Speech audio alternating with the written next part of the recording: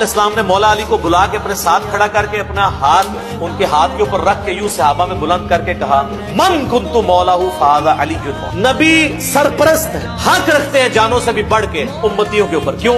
امتیوں کا کام ہے کہ نبی کو بچانے کے لیے اپنی جان دے، اتنا حق ہے۔ اپنے ماں باپ اولاد سب سے بڑھ کے عزیز سمجھنا ہے، جو بخاری مسلم میں حدیث سب سے زیادہ حق رکھتے ہیں۔ یہ آیت آپ نے تلاوت کر کے کہا کہ میرے صحابہ کیا تم میرا حق ولایت یا حق سرپرستی اپنے اوپر تسلیم کرتے ہو؟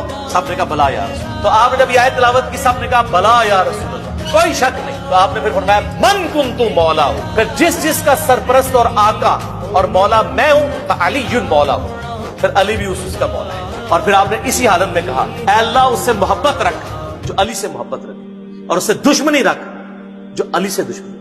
غدیر خم میں نبی نے اس کو سبھی کا مولا بنا دیا ہے، اٹھا کے ہاتھوں پہ مرتضیٰ کو خدا کا چہرہ دکھا دیا ہے۔ تو مولا فہذا علی مولا،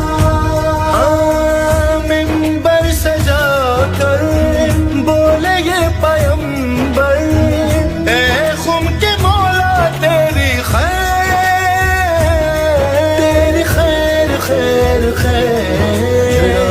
کہ یا علی او دی خیر جڑا کہ یا علی او دی خیر